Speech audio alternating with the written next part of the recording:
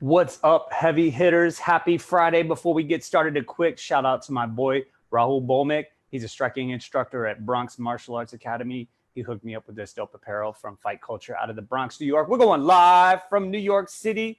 You're listening to the Entrepreneurial Web. I'm your host, Jeremiah Fox. Before we start today, I'm going to give you the message of the week. And this is actually something I heard my guest say from a previous interview. And it is, death is always knocking at the door of a startup. It just depends on whether the entrepreneur wants to open the door or not. And I don't feel like answering the door right now. With that, I would like to introduce my guest today. He is the founder and CEO of BATS-TOI. He made an award-winning wrestling helmet, but that's just a small fraction of what this guy has done. I'd like to welcome to the show Mario Mercado. Mario, how you doing today? What's up, Jeremiah? How's everything with you? Awesome, man. Awesome. Do you have video, or we just get to see your logo the whole time? No. I put you on video, but you gotta scroll up. No. I don't know. I don't see it. Maybe Sam sees it, and I'm working on my phone. There we go. There he is. What's happening?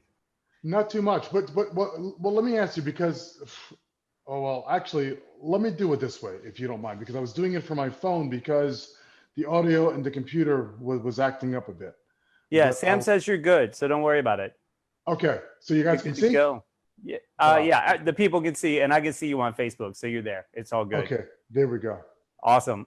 It's always like a learning experience trying to figure this Zoom stuff out from time to time. It's a trip, but it's all good. How you doing, man? I'm doing okay. You know, it's a Friday. It's a Friday. Friday. Before we dig in, I want to talk about that message because I heard that on it was an interview you did, I guess, a couple of years ago. Just a really profound statement. I heard something else. I want to say it was Simon Sinek, but I'm not sure. And he was talking about the turnover rate of especially small business or just business in general. And he said most business fatalities are the result of suicide, not homicide. Meaning that most of them, it's a matter of giving up, and jumping off the bridge and not talking themselves back off, as opposed to like market forces or capital, a bunch of the things that people say, like, oh, we didn't work out because of this, or we didn't work out because of that. It's actually just your internal dialogue. And when I heard that quote from you, it's just like, man, that is it. That just embodies it so freaking hard. What? If I didn't wrestle, right, that quote could have never jumped out of me because, as a wrestler, we have to make weight. And, there were times where I could go like a day, 2 days, 3 days without eating except, a banana and some water, maybe a bagel. So the sacrifice that I had from wrestling and just transferred over to me becoming, starting up my own company.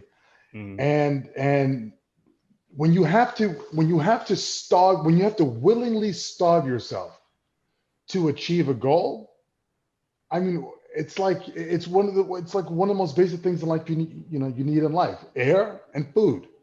So if you can willingly deprive yourself of something in order to achieve a greater goal, well, then you've already conditioned your mind to deal with anything else that you have that comes up within your life. Yeah, 100%. I would say I've been training Jiu Jitsu now for 5 years straight, and pretty much daily. Do you know Stuart Carroll? He's a Hento black belt. Of course. Yeah, I probably coached him some wrestling. There's a chance. I think you guys run in the same circles. That's who I've trained under since the beginning here in Brooklyn at his school, Sun Dojo.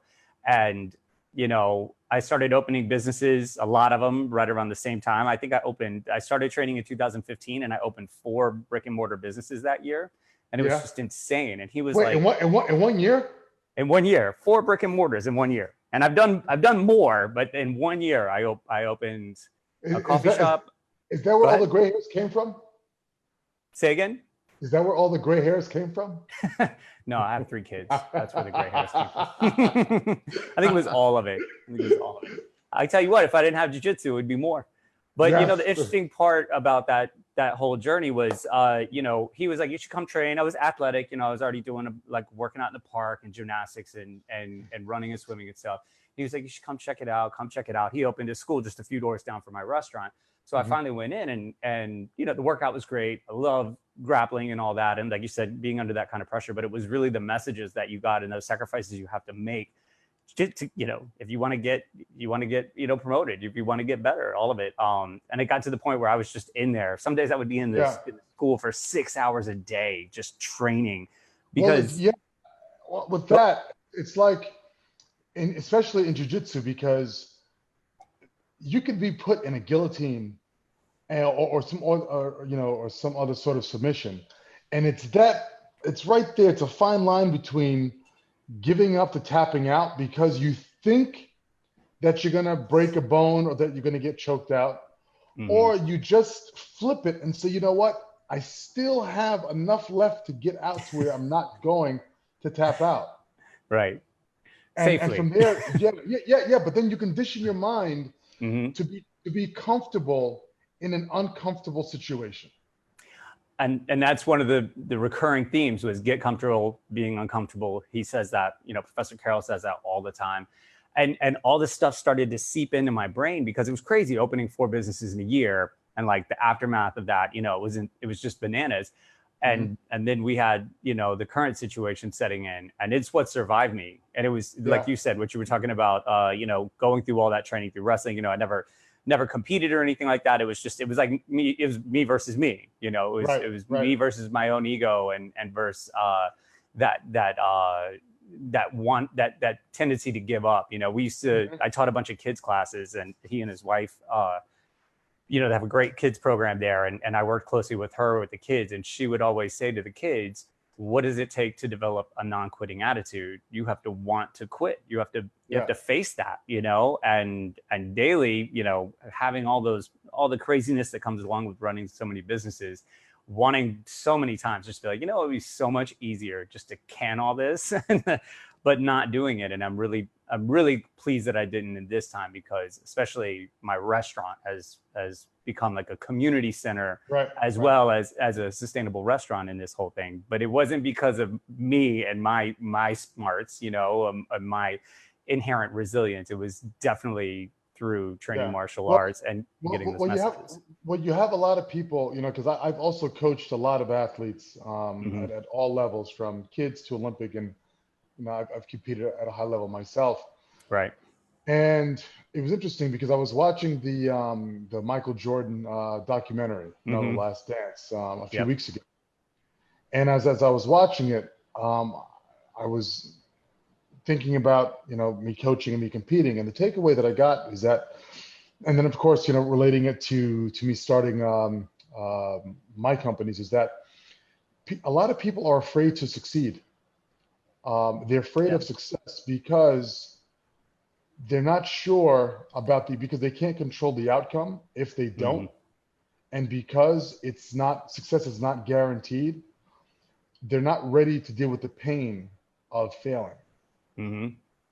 And because you're not ready to deal with that pain of failing, because it's intuitive, it seems that it is a negative feeling.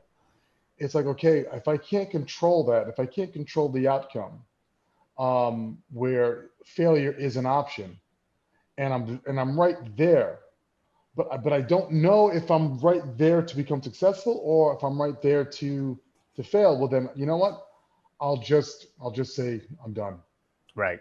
And that's the beauty of training, especially grappling, because you can go full steam for the most part. You can get that real look. And I can remember, you mentioned it earlier, you know, being in a guillotine or like, you know, somebody's got your back and they've got you in the sleeper hold. And those first few times it happened, the panic that set in, even though it was like my friend and my neighbor, like I knew the guy doing it to me. I think it's this instinctive thing in the human psyche that it signifies death, even though, you know, you're cool and you're going to walk away. Those first few times it happens, you're just like, I would die. I don't know how to defend this. And it's just like, it's so demoralizing at first. Yeah. But then, go ahead. No, but it's the same as why people drown. It's not because they can't swim. Right. It's because they haven't relaxed their mind enough to just control the situation and be present in the situation that they're Yeah. in without thinking of the outcome of, a shark may come get me, or so, seriously, like, Yeah. Yeah. your mind freezes and you panic Hmm. because you're not present of controlling the moment. Yeah. That's what I love about, that was the thing that captivated me the most about training, was just Yeah. daily getting to practice that, to sharpen that sword. And then I Yeah. saw it translate into business so many times. And like I said, like lately, it's totally survived me. And I definitely would have would have quit or burned my place down. I mean, Bobby Yeah. Seeger. I know. Bobby Seeger is like, you just tell me when you want me to bring the gas over. And he says it in that monotone voice. He doesn't get excited. No, like I get the feeling he's done it before. That's a conversation for another day. Yeah. And being around somebody like him too, and seeing, the impact of jiu-jitsu on somebody like him, and just somebody that's like constantly just seeking to do better and feel better after all the shit that he's been through. Like that, it's you make those connections in there. You find those people, and the people that that don't do it, that don't that want to whine, they just go away. You don't, like, especially once you get to like purple belt and above, like it just goes away. Those are the people that have the real resilience, and exactly. You build your community, and then you feed off of each other. And through this, we've continued to train in small groups, just in clandestine places. Exactly. And it was like the people. Name shall not be mentioned. Yeah, no addresses.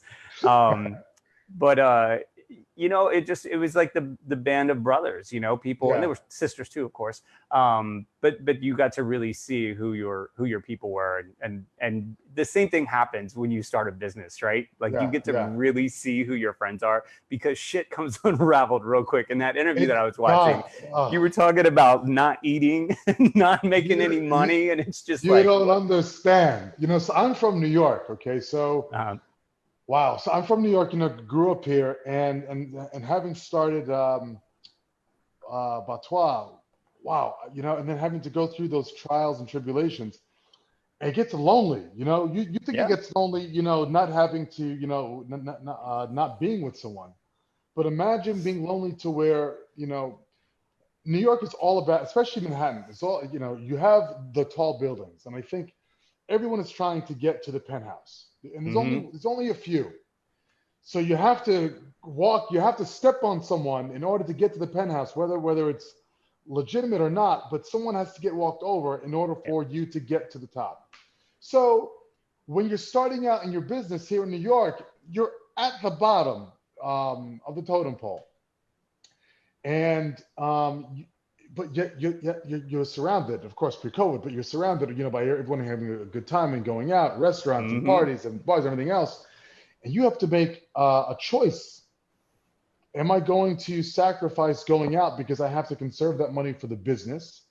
Am I going to go to, a great restaurant in the West Village, or am I just going to go and grab a couple of burgers at McDonald's, or maybe or get some Mamoons and go home?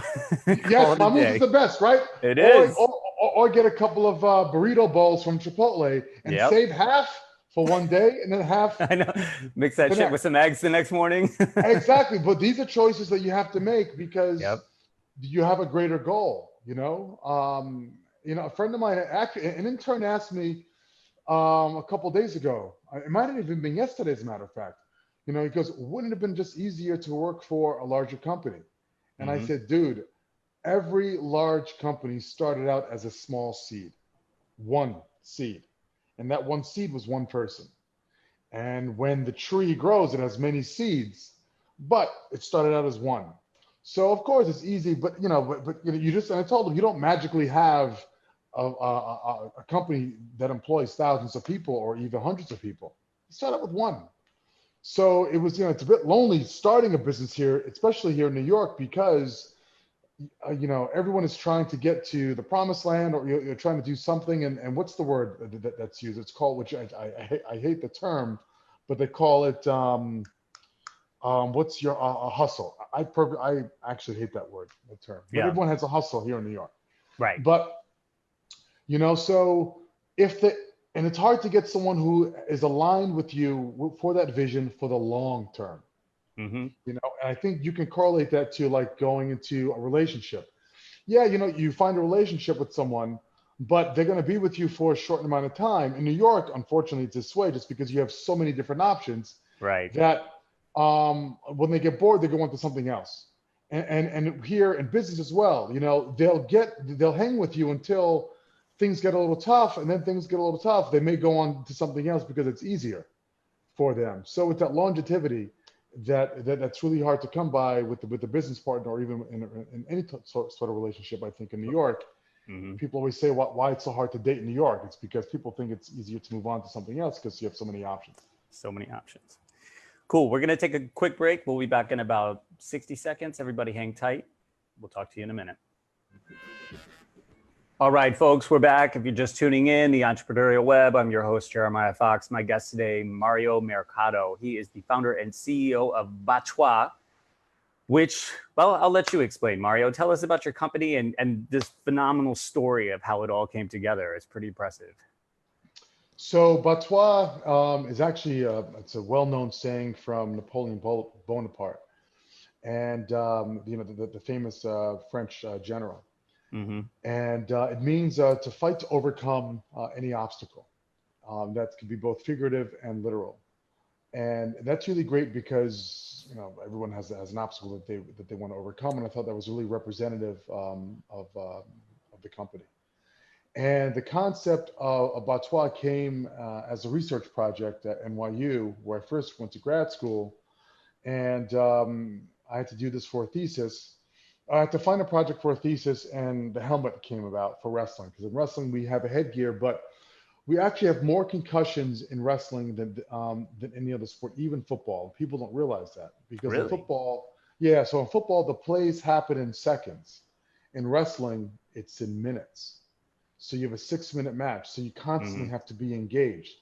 In football, not every single player is involved in a play or even at the same level of a Right. play.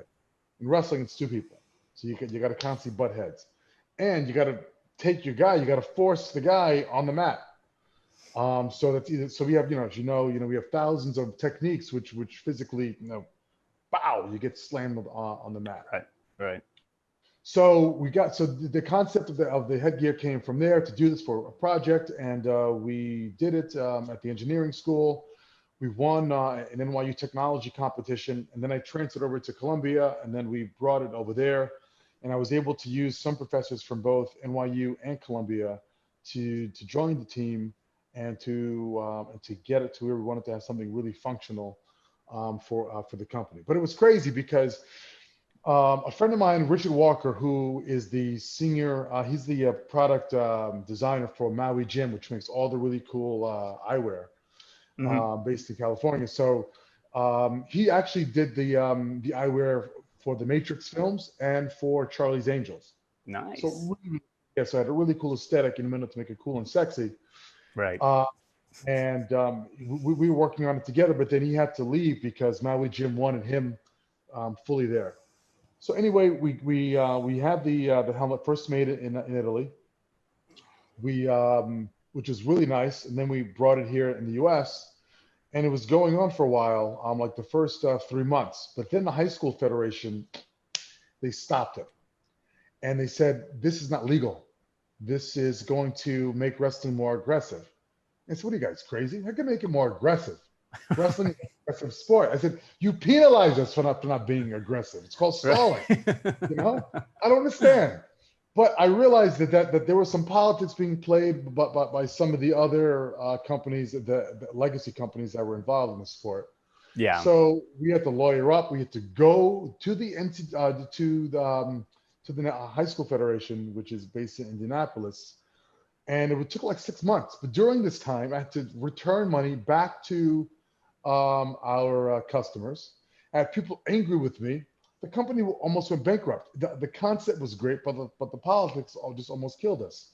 Mm-hmm. So we had to return money back, and it was a big mess. And the federation put on the website and sent it out to all of the national associations that the Mercado, named after me, that the helmet was illegal. So you can imagine, the frustration and the craziness that I was going through. Yeah, I mean, it's hard Um, enough to start a business. Then you pile that on top of it. It's yes, insane, yeah, man. right. So one of the students who I coach at Henzo's, he's a great lawyer. He says, you know what, we're gonna get this done for you because we Nice. believe in what you're doing.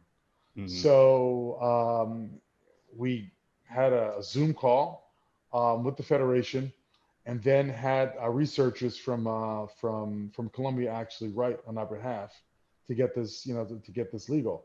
And the crazy thing is that during this time I was also the deputy commissioner to the New York State Athletic Commission. Right.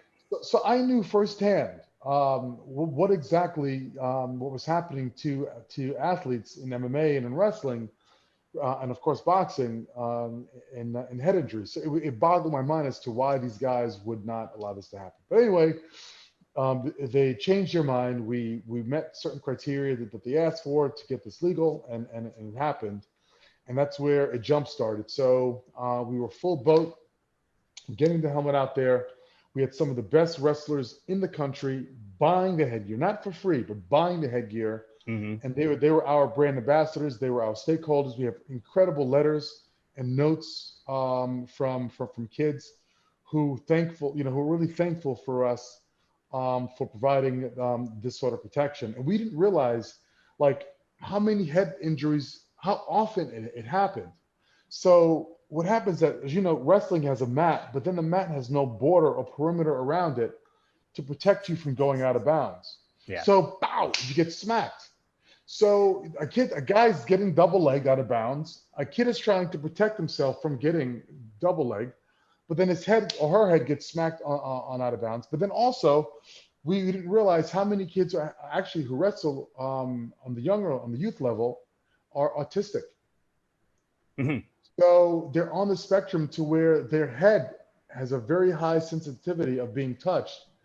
And our headgear actually allowed them to cover their head to dampen the sensation of being touched, allowing them to wrestle. So That's we were interesting. doing, yeah. So I didn't know this. So parents called, emailed, um, and every which way, contacted us to say thank you and to tell us their story as to why our headgear allowed their son or their daughter to be able to compete. And there were times to where when I was like really like dying for this company that I would read these letters, and I have two of them on my desk that I would read them, and that was really gratifying. So I'll tell you a quick story here. The interview that you saw was on Forbes, okay? Right. So I'll tell you how that happened. An intern and we were driving to Indianapolis to go showcase the headgear at the NCAA Nationals. We didn't have any credentials to get inside, but we knew that all the wrestlers and referees there from previous times that I've competed and been out there myself as a fan love New York City pizza. So we rented a car and we went and bought 10 pies at the pizza joint that's on the backside of Madison Square Garden on 30th and 8th Avenue. Hmm. So we loaded up the car, a Pizza Supreme. So we loaded up the car, drove out there, and I said, Ray, don't touch a pizza.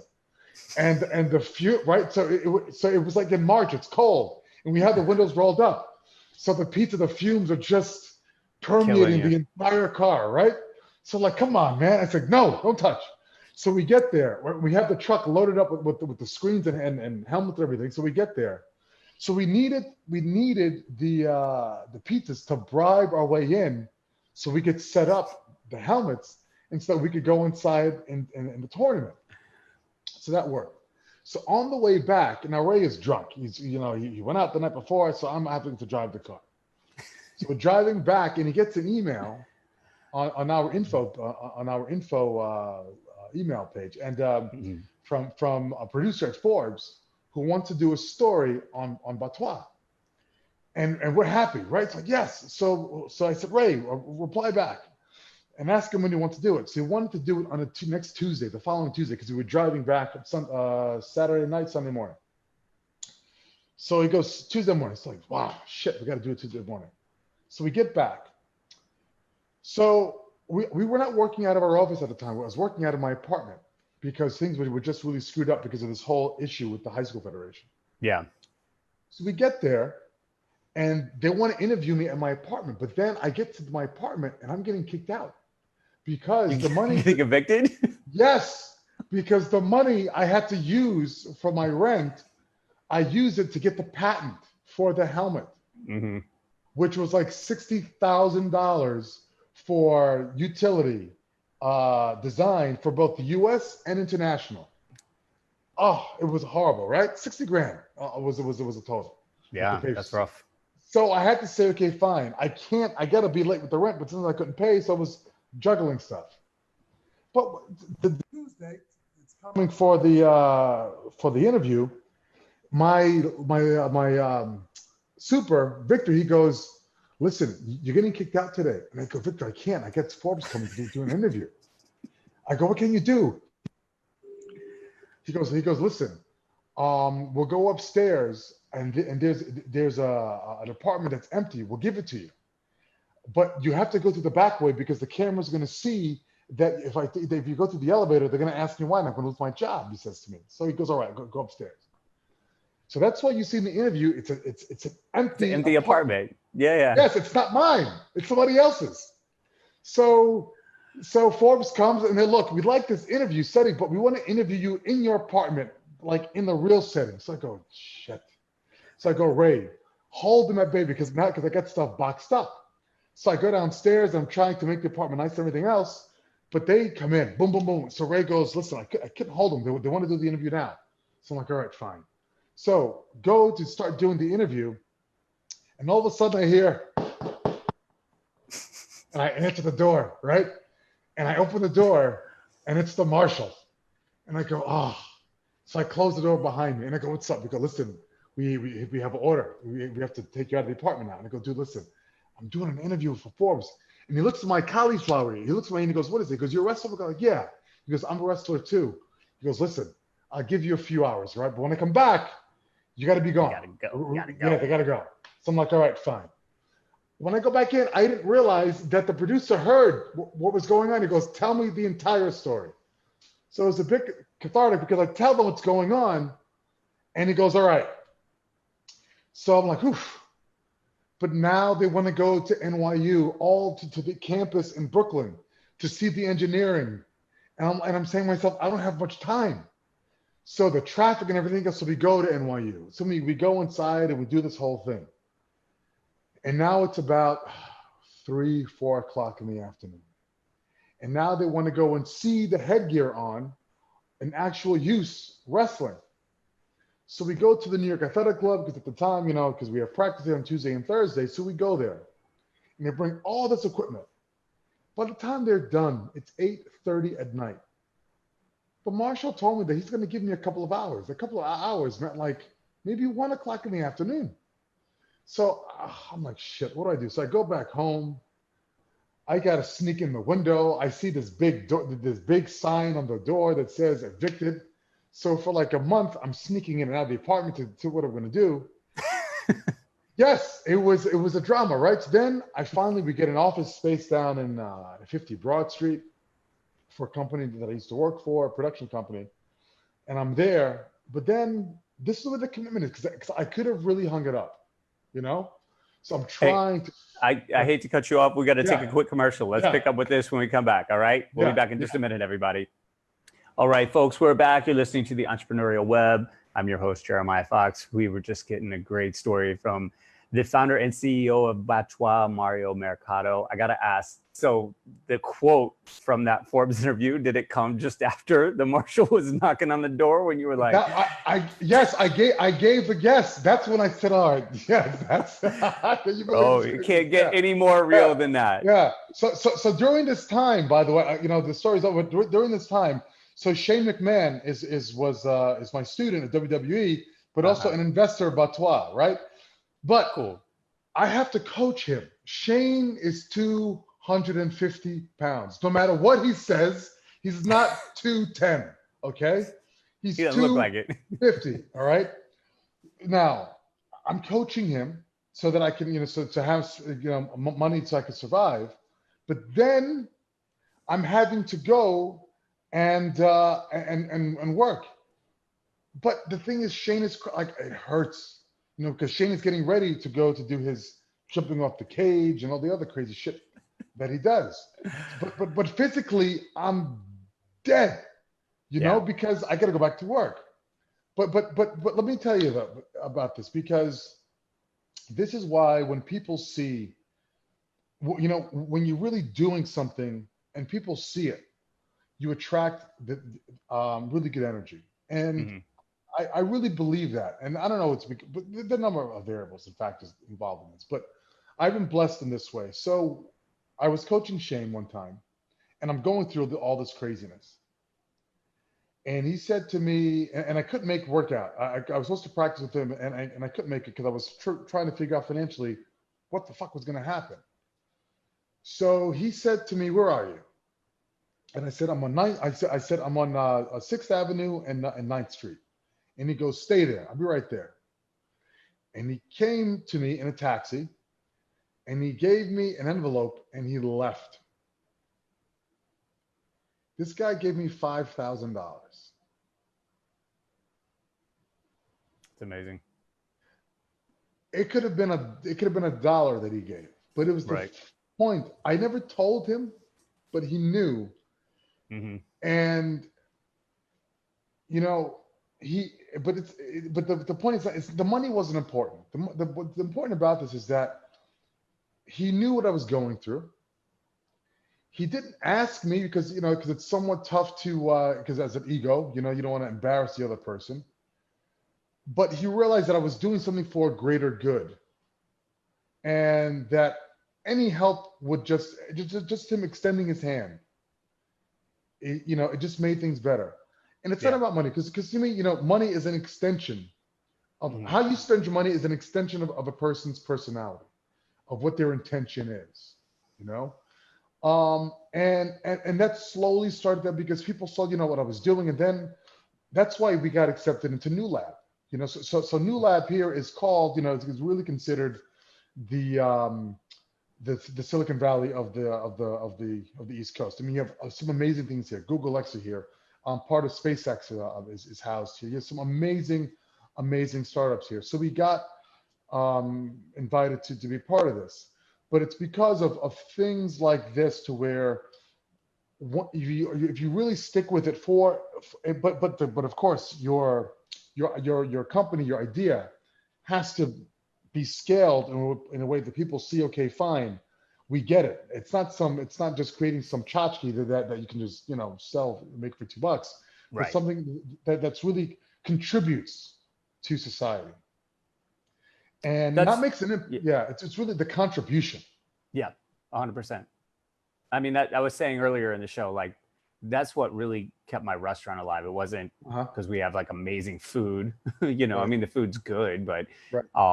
it was because we started to play a much bigger part in the community, and we always had, but then we really just focused on it. Like we were getting many requests, and that was the turning point. And to your point about, it wasn't about the money that Shane gave you. Right. Is more so in line with the letters that you've gotten, right? Like you said, you keep a couple on your desk.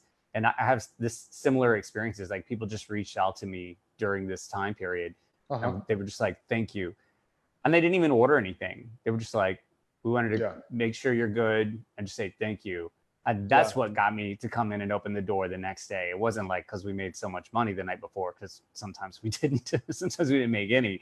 You Yeah. know, it was that moral support and that sense of, and I think that goes back to what I said at the beginning.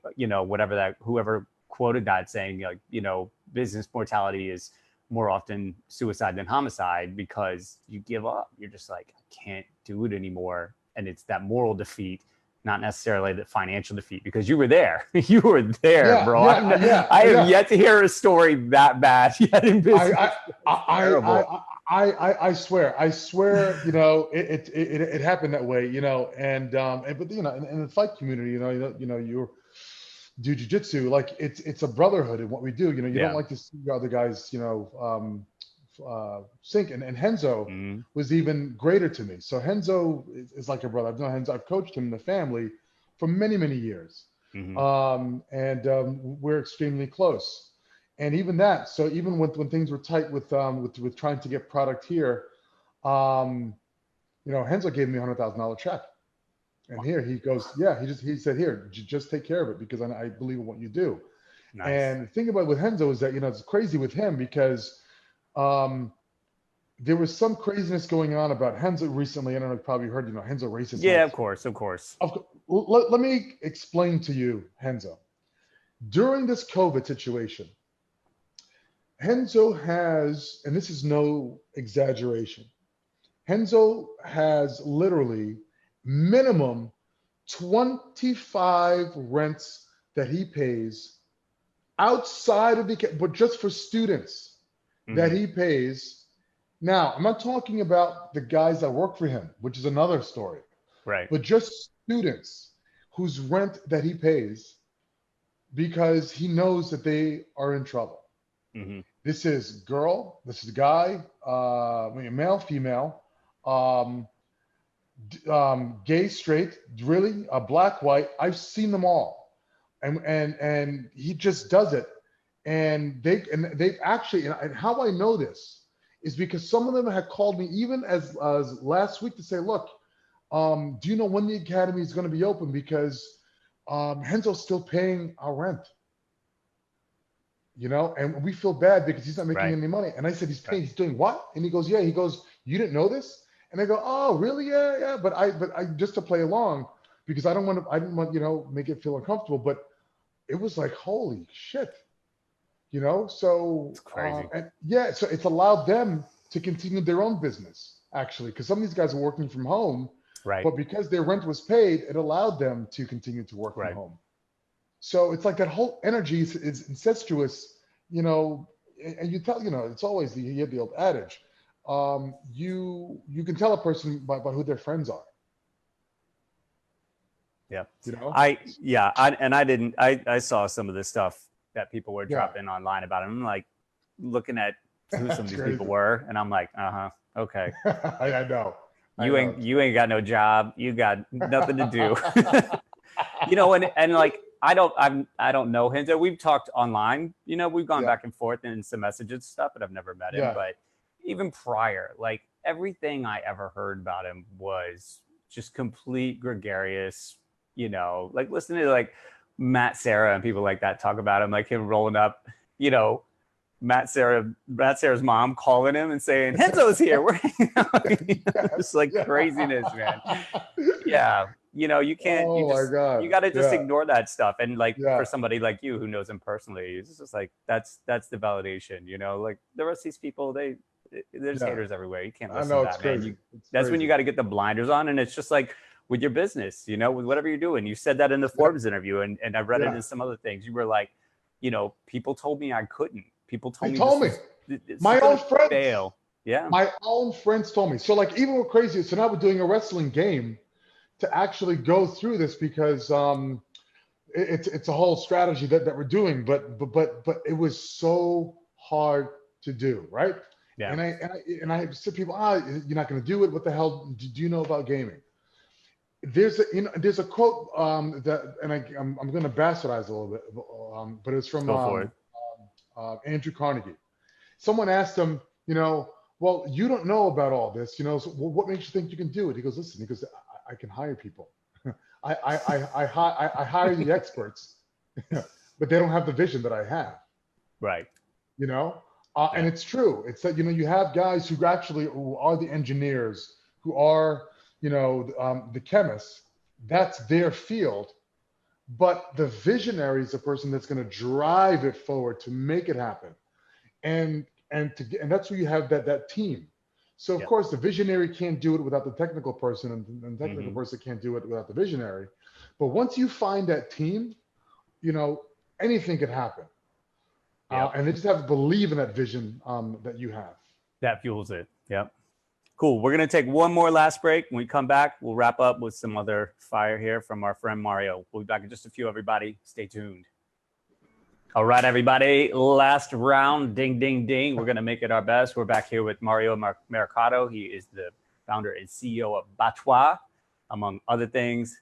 Dude is super resilient. It's too bad this is only an hour, Mario. We could do this. We can do this all day. I'm going to have you come back on. I got to get that Joe Rogan format where we can do like 3 hours and just dude, go. We have so many stories, man, about that we could talk to you about. Yeah. I mean, a lot. No, we'll do it again. We'll do it again for sure. I want to talk about the elephant in the room, which is not being able to train. When are you going to develop a face mask that has a fucking, a mask on it? So Cuomo will be like, "Oh yeah, no, you're fine. Just buy a sandwich first, and then put on your helmet, and then you guys can train." What the fuck? Listen, what's going on? If they haven't made a condom work 100%, what do you think they're going to do with the face mask? Woo! And that's it. We're done. I'm kidding. No. So actually, I was actually on the phone with the commission before jumped on. So nice. What's happened is that unfortunately, you don't have many gyms in New York State that are registered with the Department of State, with the Athletic Commission. If they did, if they were, they would be easier to open. So like, for example, Henzo is only one of 3 gyms in New York City that's registered that's licensed by the Athletic Commission. It's Henzo's, it's Gleason's, and I think the other one might be Mendez. So Henzo, I think, is going to open up like soon. But the problem now is which people don't realize, it's this tort reform. So if you go back to the tobacco industry, when they capped the limit of people getting sued, they did it because it was tort, because they were going to put Philip Morrison's other companies out of business. So they put a cap on people suing if they got lung cancer. The same thing, that's what Congress is trying to do, is that if you're training at a gym, what's going to say that a gym owner who gets sued over anything all the time, frivolous lawsuits from people, to say, "Oh, I got COVID, I should sue you"? Well, what's going to happen? Their insurance premiums are going to go up. They're going to have to lawyer up. Then all of a sudden you go on social media where a person says, "Oh, I got COVID at your gym," then it's going to shut everything down again. So as great as we love social media, there's an evil, because everyone has a voice, but that voice may not be logical or vetted. So it's a big mess. So it's trying to say, okay, fine, what's the best way that we can do to limit the liability of these gyms getting sued? If a person who's broken, listen, let's be real here, okay? People who don't have money, especially who have a devious mind, will try to find a way to get money in any way possible. Absolutely. So they'll go and they'll sue someone, to say, I got something, just to get quick money so that it gets settled and it's finished. And these gyms, it's not like an Equinox. So they have these massive machines behind them. Right.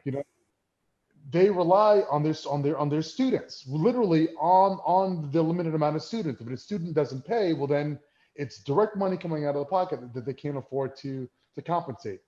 For Henzo's Academy, for example, is one of the few that has thousands of students where he can absorb a couple of losses here or there. But you have some of these other guys like Birdman and some of these other guys, where they only have 50 guys, but they lose 2, and that's a lot. If you amortize it over the course of the year. Yeah. So it's a really tough situation. And personally, from what I've seen, especially because these landlords are not going to want to be helpful. Some of these guys are not being flexible in the rents. I think there's going to be a consolidation, and then it'll go back out again. But it's going to be a period of hurt, unfortunately. Yeah. And it goes back to just survival, like when you're in that round with that big dude, and he's just like putting the pressure on, and you're like, I just got to find that wiggle room. I just got to survive. That's like the old McMahon Gracie, because the dude was small, right? He was just like, it was about survival. It wasn't about coming in fancy techniques right from the start. He would survive for 30 minutes. When the dude was tired, he'd be like, "Nah, I'm gonna take your back and choke you out." Exactly. So we got to see what kind of technology now there is to where it can create opportunity out of this mess. Right. And so we're gonna have to try to find that way. Yeah. And I think you're right that it's going to be a little bit more of a consolidation. some good people will go, but some bad people will go too. But the people that really like stick it out, it's going to be a revival, and the pieces will be picked back up, and we'll see the fruitfulness again. But it's just going to be, it'll be an interesting period for sure. Yeah. And even on the event side, so my boy Bakeem of FNT, you got to really check him out. He's doing the first MMA fight back in New York in the first week. Yes. It's already done. It's going to be in October. I think like October 3rd or October 13th. It's one of those. But it's going to be at the Brooklyn Academy at Henzo's. The commission now has given the green light. It's moving forward. Yes, the first one. It's going to be a combination of MMA, Muay Thai, BJJ, and possibly even some wrestling and boxing to get the fight community in New York City back in action. Because even the UFC and even Bellator are leaving New York City alone for the foreseeable future, probably until 2021, just because their machines are so big that the economics doesn't make sense. It doesn't make sense, right? No. But for these smaller shows here, to where these guys who have these smaller shows are really the essence and the blood and sweat of the New York City MMA and combat sports world. This show is going to be, and I'm glad that Henzo is actually going to do it. He's going to host it. We're trying to get Shane to co-host it with him. We're going to see if that can be possible. Wow. Yeah, with Bakeem, with Matt Projects, it's unbelievable. At the Academy, they're going to stream it, and I think Bobby's going to allow the fighters to come on the motorcycles, have an entrance, and come in Brooklyn. This will be the very first. Right, because the shop's not far from the Henzo's Brooklyn location. Exactly. Right? You got North 13th Street coming down to 100 Bayard Street, at the Fight Academy. Yeah, it's going to be hot. That's dope, man. That's dope. Yeah. Well, very cool. Well, like you said, it's letting it's like the scrappy guys are coming up now. And some of them deserve it. I mean, we're seeing the same in the food and beverage industry. A lot of the big people are leaving. They're out of here. And the little guys are going to hustle and they're going to work hard. And hopefully, I mean, I sure as hell ain't making that money right now. I keep telling everybody, 2020 is not about making money. It's about building brand. It's about building awareness. Yes.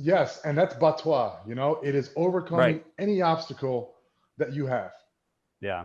There's a similar phrase in Jiu Jitsu, or I mean Japanese, I should say, but it's used in Jiu Jitsu a lot, and it means one of the translations is to push and preserve, and that's the idea. It's just like you have to keep pushing, but you have to preserve yourself too. So you have to be smart, you have to be safe, and that's kind of like the ideology behind your company, right? It's like safety is paramount, communication, technology, right? Those are like the kind of like your three pillars. 100%. 100%. Yes. Yeah. Yes. And it trickles down into everything. That's really dope. We got a few minutes left. I want you to tell people where they can get in touch with you if they would like to, where they can learn more about you and your company and everything you've got going on. Where can people find out about you? So you can go to our website, BATSTOI.com, BATSTOI.com. It's not BATS-TOI, even though it's phonetically spelled that way, but BATSTOI. You can check us out on our Facebook page at BATSTOI. We're getting our Instagram redone. So and then you can also check us out on Twitter handle at BATSTOI01. Check us out there. Come down to New Lab. New Lab is really driving a lot of innovation. That's going to really contribute to a lot. So, and where is that at? Where's New Lab? At the Brooklyn Navy Yards. Oh yeah, right. Yep. And then also be on the lookout for a wrestling game, BATS-TOI Supreme. Coming out the end of September, beginning of October. Really? Like a game? Like yes, it is hot. It is the very first wrestling game ever done. Right. And we did the whole mocap. We did everything, at Henzo's, of course. Love them to death. We had a number of great wrestlers from Egypt, Iran, Russia. Even Dan Gable participated in the game as well. Whoa, nice. Yes. Yeah, so we did a lot for this. Yeah, so it's really cool. We scrapped it up, and it's going to be hot. That's awesome, man. Well, thank you so much for coming on the show. We're definitely going to do this again. We just scratched the surface. I know you're a dude with a deep bandwidth, and you've got a lot more to offer. And really look forward to see what you've got coming up in the future. So thank you for coming on. Really appreciate it. You all have a great weekend. Check in next week. Keep your eye on this guy, Mario. The dude's fire. All right, everybody. Have a great weekend. We'll see you Thanks, next Jeremiah. week. Peace out. Appreciate it. Thank you.